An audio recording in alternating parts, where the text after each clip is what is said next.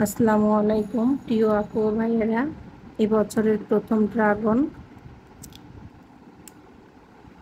তো বিসমিল্লাহ বললে কাটা শুরু করব।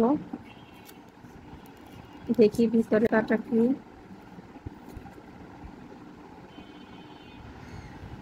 এই যে একদম গাঢ় গোলাপি কালার।